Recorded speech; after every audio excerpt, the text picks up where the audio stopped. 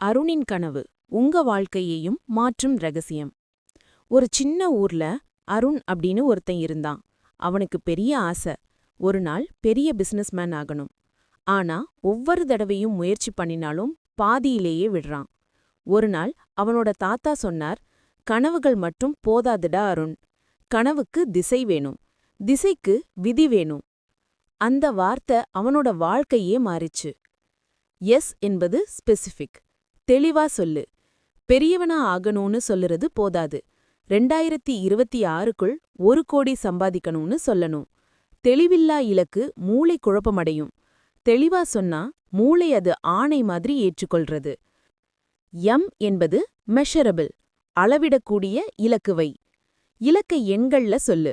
மாதம் எவ்வளவு சம்பாதிக்கணும், எவ்வளவு நேரம் வேலை செய்யணும் என்பதெல்லாம் எழுதிக்கோ. ப்ராக்ரஸ் தெரிஞ்சா மூளை தொடர்ந்து முயற்சி செய்யும். ஏ என்பது அட்டைனபிள், அடையக்கூடிய இலக்குவை. ஒரே நாள்ல சிகரம் அடைய முடியாது, ஒவ்வொரு படியையும் ஏறணும். சிறிய சிறிய இலக்குகளை வச்சு வெற்றியை சேர்த்து வா. ஒவ்வொரு வெற்றியும் நம்பிக்கையே கூட்டும். ஆர் என்பது ரியலிஸ்டிக், உண்மையிலேயே சாத்தியமான இலக்குவை. இன்று இன்டர்ன், நாளை சிஇஓ.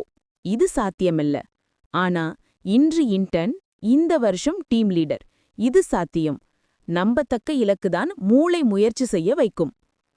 டி என்பது டைம் பவுண்ட், நேர எல்லை வை. ஒரு நாள்னு சொன்னா அந்த நாள் வராது. அக்டோபர் 31க்குள்னு சொன்னா மூளை நேரத்தோட போட்டி போட ஆரம்பிக்கும். பெரிய இலக்க சிறிய நேர கட்டங்களாக உடைச்சு வை. ஒவ்வொரு கட்டமும் உன்னை இலக்குக்கு கொண்டு போகும். இப்போ அருண் ஒரு கோடீஸ்வரன். ஆனா அது ஒரு இரவில் நடந்தது இல்ல, அது ஸ்மார்ட் என்று சொல்லும் 5 ரகசியங்களால நடந்தது. நினைவில் வை. எஸ் என்பது தெளிவா சொல்லு. எம் என்பது அளவிடக்கூடிய இலக்குவை.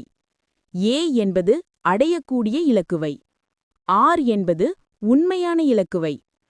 டி என்பது நேரத்திற்குள் முடி. கனவா நினைச்சிட்டு நிக்காத, அதை இலக்கா மாற்று, செயல்படு. உன் வாழ்க்கையும் அருண் மாதிரி மாறிடும்.